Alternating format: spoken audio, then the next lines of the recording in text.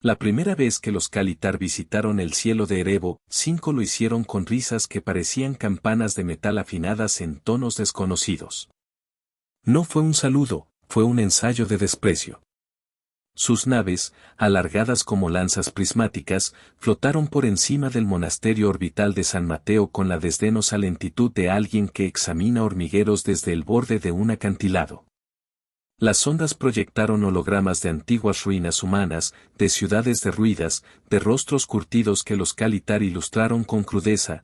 Estos son sus dioses, estos sus héroes, estos sus relicarios, dijeron. No con palabras, sino con imágenes que vibraron contra las cubiertas y se desintegraron en chispas de luz. En la terraza principal del monasterio, donde la luz del planeta se quebraba en cristales y las campanas de gravedad cantaban en baja frecuencia, Mateo Rivas incluyó una hebra de voz en su rutina matinal. Una oración sin forma, una repetición heredada de su madre. Tenía en su mano la argolla de plata quemada que ella le había dejado, una pieza simple, sin incrustaciones, con el borde gastado por décadas, y la frotaba hasta sentir su calor. La argolla no era más que metal, para él era una promesa, la promesa de no bajar la mirada. Los Kalitar se burlaron de esa argolla cuando la vieron transmitida en una de sus proyecciones.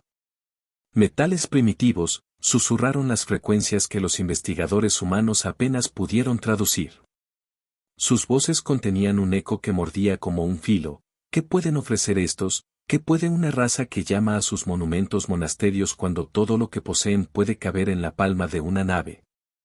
Y sin embargo, cuando la primera escuadra Kalitar lanzó su retórica luminosa sobre el monasterio, un ladrillo de la estación se desprendió. No por impacto físico, sino por una decisión tomada kilómetros bajo la corteza del planeta, la administración del monasterio, la hermandad del Lumen, estaba dispuesta a ejecutar una salvación que empezaba en lo imposible. El término guerra no alcanzó a describir la reacción humana. Los Kalitar no sabían de liturgias de combate ni de letanías para la ruptura. No conocían las señas que los humanos heredaban cuando los cielos eran inclementes y las naves se convertían en funerales, cánticos que no eran música, gritos que no pedían rescate, silencios que eran órdenes. Bajo aquel desprecio galáctico, se encendió la respuesta humana, una contrapartida que no se parecía a ninguna armada conocida, porque su centro no era la tecnología más avanzada, sino la fe terrenal de que había en la carne y en el espíritu, un lugar que no se rendiría. La primera noche que los Kalitar proyectaron su burla sobre los muros de San Mateo, las campanas del monasterio no tocaron para convocar a la oración. Tocaron para la estrategia. Las manos curtidas que alguna vez bordaron mantos de oración ahora medían frecuencia, sincronizaban mantos de energía, y montaron sobre la argolla de Mateo, la vieja promesa. Un condón de plasma que serviría de detonador simbólico. El extraño brillo que emitía aquella argolla en la oscuridad tenía algo de una lámpara antigua, una lámpara que, en pocos días, se convertiría en el foco de una decisión planetaria. Mostrarles a los Kalitar que la humanidad no mordía el polvo cuando era desafiada, sino que encendía su propia forja. San Mateo orbita Erebo, 5 como una corona de luz contenida. No es un astillero cualquiera, es el último remanente de la Orden de la Hermandad del Lumen, una congregación que fusionó el devocionario con el manual de ingeniería. Han pasado generaciones desde que los primeros colonos solidificaron las plataformas orbitales con hilos basales y rezos, y la comunidad se volvió escuela, banco de datos, fortaleza y capilla. Sus naves son catedrales y sus archivos, relicarios. En cada sala de mantenimiento cuelga un tapiz con un motivo sutil, una mano levantada hacia un punto de luz. Ese gesto se volvió lema, levantar la mano, sostener la luz, no ceder. Mateo Rivas, comandante por méritos ganados en asedios a escombros estelares y negociaciones con traficantes de minerales, era el rostro visible de esa mezcla. Cabellos recortados, ojos que parecían examinar la estructura emocional de los problemas, y una costa de cicatrices que trazaban la historia de su cuerpo. Era un hombre que leía mapas tácticos como si fueran plegarias. Sus manos conocían tanto la llave inglesa como el rosario, ambas servían lo mismo en la hermandad, la primera para abrir, la segunda para cerrar. Los Kalitar, en cambio, eran una colonia insectiforme de inteligencias colectivas. Su piel, un púrpura lustroso con hebras doradas que se trenzaban desde la nuca hasta los omóplatos, reflejaba una estética alienígena que gustaba de la simetría. Su jerarquía era cristalina, el Alto Consejo, comandado por Archonselbra, mujer, dictaba diplomacia con la frialdad de quien ha conquistado sistemas enteros. Para los Kalitar, todo era medida, eficiencia convertida en orgullo. Desde su perspectiva, los humanos eran curiosidades tácticas, útiles para experimentos o, cuando convenía, para ocupación. La primera ofensiva Kalitar fue un espectáculo de subestimación, pequeñas cápsulas que podían desactivar satélites, drones que anulaban la comunicación, bloques de luz que convertían pantallas en espejos rotos. La hermandad respondió con lo que tenía, escudos cargados por cánticos de frecuencia, líneas de defensa activadas por patrones de respiración sincronizada y maniobras de combate que mezclaban astucia y devoción. Mateo organizó flotas de drones que actuaban como penitentes, lanzándose en formación sobre las ondas invasoras para cegarlas con humo y luces. Cada ataque fallido de los Kalitar terminaba con un silencio que olía a victoria contenida, la idea de que ninguna expansión se sostiene solo con risas. Pero la hermandad sabía que la resistencia local no bastaría. La superioridad tecnológica Kalitar era profunda, sus naves podían convertir una estación en polvo si los humanos no elegían una apuesta mayor. Fue entonces cuando surgió la idea que nadie, ni siquiera Mateo, habría dicho en voz alta si no fuera porque la fe a veces empuja a la cordura hacia lo insospechado, usar a Erebo 5, la propia planetaria, como arma. No como una bomba aleatoria, sino como un martillo regulado, una ofrenda consciente y calculada. La monasterio no solo orbitaría la esperanza, la convertiría en un pulso que reescribiera el mapa. El plan fue bautizado en secreto como la Marcha del Lumen. Requería tres cosas: un vínculo con la corteza del planeta que pudiera abrirse y cerrarse a voluntad, un ancla gravitatoria de la monasterio, una matriz que pudiera convertir corrientes sísmicas en ondas explosivas dirigidas. Y, sobre todo, manos humanas dispuestas a sacrificar su vínculo con el planeta para activar el mecanismo. Nadie habló de matar a Erebo 5 como una idea alegre. Se hablaba de redirigir su energía, de convertir su latido en un escudo ofensivo. Era un movimiento táctico y sacro, el sacrificio de un lugar para salvar un principio. La planificación se volvió liturgia. Cada paso tenía una oración, cada estrategia una ceremonia. Mateo delegó la ingeniería en Sorlina, una mujer de piel cálida y ojos de metal que había pasado su vida soldando fe con acero. Sorlina tejió un conductor gravitacional, un cordón umbilical, que bajaría la monasterio hasta la litósfera, permitiendo la inyección controlada de energía en el manto. La argolla de Mateo fue inscrita con una matriz de resonancia, un sello primitivo y, simultáneamente, sentimental, que conectaba la intención humana con la maquinaria. Ese sello, asociado a la memoria de su madre y a los cantos de los monjes, se convirtió en el detonador psicosísmico del plan. Mientras tanto, las tácticas sobre el exterior tomaron forma bajo la mente fría de Tarek, el estratega, un hombre que recordaba con precisión los errores de cada batalla pasada. Tarek ideó redes de señuelos, corrientes de plasma falsas y un ballet de drones que simularía la retirada humana. Sería una herida abierta para atraer a los Kalitar, y cuando la flota invasora embocara, la luna de Erebo 5, hasta entonces olvidada, serviría como punto de dilatación para la onda. La idea era simple en su crueldad teórica: convertir la obsesión Kalitar por la presa en su propio verdugo. Para eso, sin embargo, habría que renunciar a más que naves, habría que renunciar a hogares, archivos, la posibilidad de volver. Había que sacrificarse con ojos abiertos. Las pruebas empezaron en laboratorios mínimos, ondas de resonancia que se establecían con frecuencia humana, un ensamblaje que requería de la sincronía de miles de cuerpos. Los monjes practicaron la respiración sincronizada en cámaras de vacío, uniendo su pulso al pulso de la maquinaria. El sonido resultante era algo entre un cántico y un motor. La emoción entre los participantes variaba, alguno gritó antes de encontrar la paz, otro lloró en silencio. En el centro de esa maquinaria estaban las memorias, la fotografía holográfica de la hija de Mateo en un parque de la vieja tierra, medio quemada por una tormenta solar. La cinta de tela con un extracto del himno de la hermandad que su madre guardaba, el silbato oxidado que su hermano había usado, ahora colgado como talismán en el panel principal. Esas cosas no eran tácticas, pero servían como amortiguadores para el alma. La contraataque Kalitar llegó en oleadas. Cada escuadra que intentaba forzar la monasterio era desviada por una combinación de maniobras y trampas. Pero los Kalitar tenían algo que no se pudiera anular con cánticos: paciencia. Para ellos, la sublevación humana era un fenómeno estético, un ritual que sería estudiado y archivado. Sus naves comenzaron a desplegar sombrillas de absorción alrededor del planeta, lentes que podían captar la energía térmica y convertirla en un flujo Jezebel. El tiempo se convertía en un enemigo. En la víspera de la marcha, Mateo recorrió la terraza donde solía hablarse con su madre en memoria.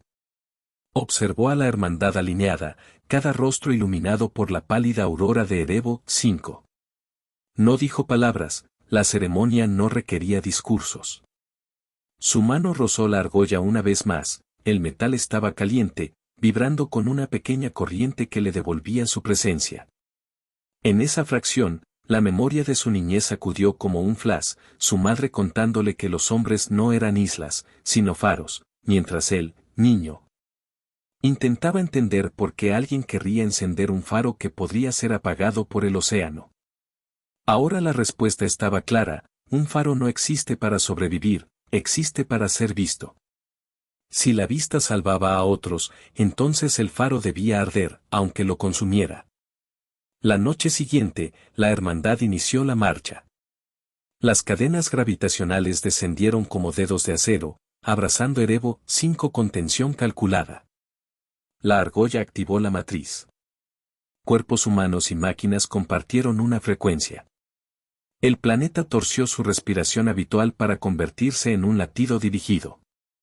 Los Kalitar, atraídos por la reliquia y por la respuesta humana que parecía una rendición, atacaron en masa, seguidos por el brillo de sus risas traducidas en proyecciones. Fue entonces cuando la marcha se convirtió en cántico y el cántico en arma. No hubo gritos heroicos, ni proclamaciones. Hubo sincronía. Millones de respiraciones humanas, desde los corredores de la monasterio hasta los hangares exteriores, se unieron a la matriz. Las campanas de gravedad reprodujeron un tono que hacía vibrar los nervios y los metales. La argolla de Mateo se iluminó con un brillo que parecía contener amaneceres. El conductor gravitacional tiró lo suficiente para anclar la estación, y Sorlina, con sus manos casi temblorosas, cerró las válvulas que permitirían que la energía planetaria fluyera según el diseño. El plan de Tarek funcionó en su parte más cruel. Los señuelos hicieron que la flota Kalitar descendiera en una formación tropa lógica, su arrogancia impulsándolos a tomar la presa. Las naves se acercaron, confiadas, y una a una se insertaron en el reborde de la órbita baja. Fue entonces cuando el mundo se convirtió en arma. La onda de Erebo 5, contenida y dirigida, explotó como la cuerda de un laúd tocada violentamente, una compresión de energía que descargó una marea de materia y radiación en dirección a las naves Kalitar. Los blindajes de las naves, diseñados para resistir embestidas convencionales, crujieron ante la naturaleza misma de la ofrenda, materia planetaria ordenada para cortar. La flota Kalitar, en su caída, sufrió daños irreparables. Los patrones de luz que habían usado para burlarse se quebraron como vidrios.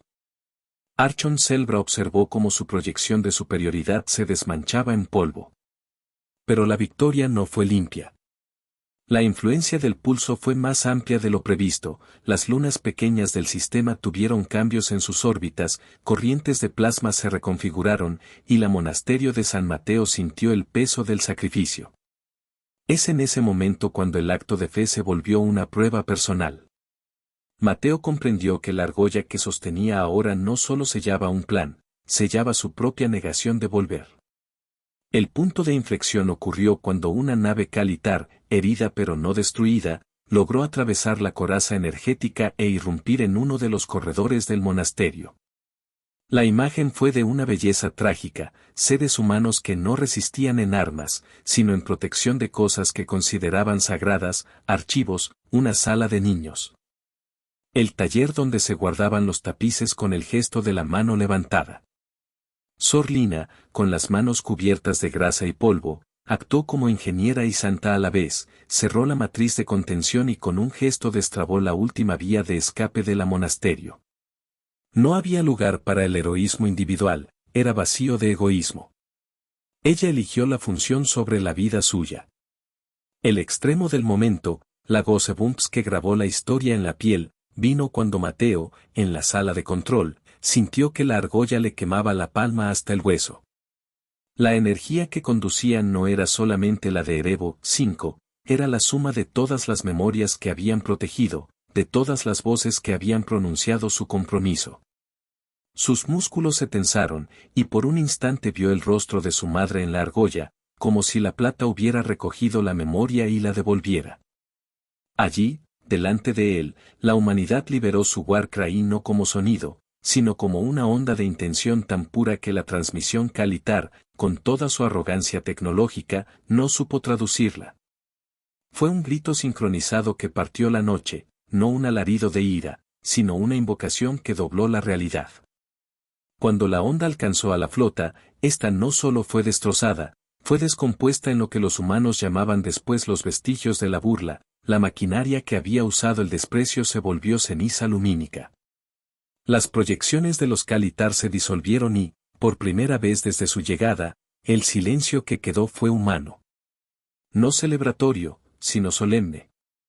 La marcha había cumplido su propósito, proteger la idea de humanidad aunque eso significara perder un mundo que, a muchos, les había visto nacer.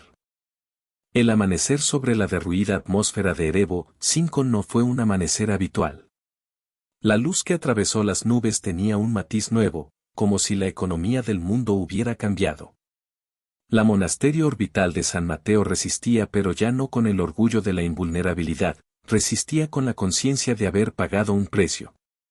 Los Kalitar sobrevivientes flotaban en fragmentos, su arquitectura social en proceso de recomposición, su superioridad quebrada por algo que no podían comprender totalmente, la decisión humana de no retroceder. Los días siguientes fueron un ejercicio de curación y registro. La hermandad limpió escombros y recitó nombres de aquellos que dieron su lugar. Sor Lina fue encontrada en su taller, con las palmas marcadas por el calor de los conductores, sus ojos claros como acero se cerraron en paz. En la sala de memoria, la fotografía holográfica de la hija de Mateo fue colocada en un lugar de honor junto a la argolla, ahora fría y manchada, símbolo de un sacrificio que había trascendido la metalurgia. Los niños de la colonia, que habían asistido desde miradores cerrados a la marcha, jugaron con fragmentos de paneles que se convirtieron en juguetes. Había una sensación de que algo antiguo se había terminado, no solo un planeta, sino una era de sumisión. Archon Selbra desapareció en los escombros del Consejo Kalitar. De vez en cuando, se detectaron transmisiones en tonos que intentaban traducir la marcha humana en términos militares y científicos. No consiguieron las palabras. La hermandad, por su parte, no afirmó victoria, se aferró a la lección. La guerra había cambiado la relación entre colonos humanos y vecinos alienígenas, ya no sería una relación donde la supremacía tecnológica dictaba el ritmo. Había, ahora, una narrativa humana capaz de alterar los marcos del conflicto. Mateo caminó por la terraza principal con la argolla en la palma. Había cicatrices nuevas en su cuerpo y viejos recuerdos renovados. No tenía la confianza de un salvador, pero sí la certeza de un custodio. Sabía que, aunque el monasterio se erigiera de nuevo, nada reemplazaría lo que se había dado. El sacrificio era irreversible. Pero dentro de esa pérdida, hubo una ganancia intangible, la historia de que los humanos, aun cuando se burlan de lo efímero de las reliquias, pueden transformar su propia fragilidad en arma moral y física. En los meses que siguieron, la hermandad se consolidó como refugio y escuela. Recibió mensajeros de sistemas cercanos, no con súplicas ni con ofertas, sino con respeto y con la pregunta inevitable, ¿cómo hicieron eso?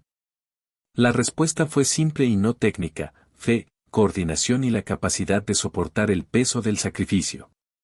Mateo dio su argolla a la sala del memorial, no como rendición de autoridad, sino como legado. Fue inscrita en un tapiz que llevaba el gesto de la mano levantada. Su inscripción decía: no fuimos creados para huir, fuimos formados para sostener la llama.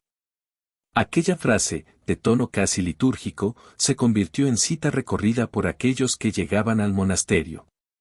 Con el tiempo, las naves Cal y Tar se retiraron a reconstruir sus estructuras.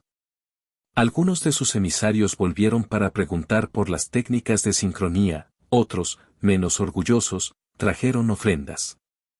Los humanos aceptaron algunas de ellas con cautela. Fue una tregua incómoda, los que habían sido burlados y los que habían burlado. Pero la dinámica había cambiado. Había una memoria común, la imagen de la marcha, cuando la argolla brilló y la humanidad dio su Warcry. Entre las muchas historias que se tejieron en los años posteriores, hubo una que se volvió leyenda y cuyos detalles aún hacían enmudecer a quienes la escuchaban: la noche en que la monasterio, con rostros encendidos por la luz de Erebos, hizo sonar su guerra no como un acto de ira, sino como una oración activa. Los contornos de esa leyenda contenían una imagen recurrente: Mateo sosteniendo la argolla, la aurora de Erebo 5 detrás, y el murmullo de un pueblo que decidió no rendirse. Era un momento de fe y de furia contenidos, un acto que ofrecía su propia carne por la salvación. La memoria también retuvo momentos más íntimos: la canción que la madre de Mateo murmuró mientras urcía una bandera, el silbato oxidado que, por un instante, volvió a sonar cuando un niño tropezó con él en el taller. La manera en que Sorlina, antes de dejar su taller, dejó una nota doblada entre las herramientas: haz que valga la pena. Esas pequeñas reliquias se volvieron símbolos de resistencia que se colocaron en vitrinas, no como trofeos, sino como recordatorios de lo que se dio y de lo que se debía mantener. Hubo quien juzgó la decisión de la hermandad como una locura táctica o una herejía estratégica. Hubo quien argumentó que la pérdida de Erebo 5 abriría agujeros económicos y humanos de larga duración. Esas voces existieron, y en algunos casos tenían razón. La reconstrucción costó generaciones. Sin embargo, la historia de la marcha y el eco de su Warcry fueron un faro. Los sistemas vecinos aprendieron que la determinación humana no se medía solo en tecnología, sino en voluntad.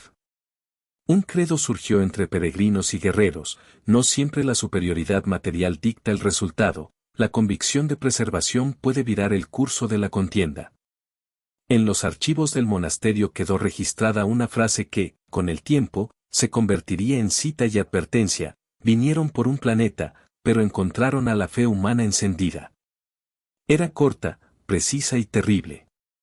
Mateo no la añadió él mismo al registro, fue un hijo de la hermandad, quien trabajó en la sala de memoria y que sintió, con claridad, la forma en que el sacrificio nos define.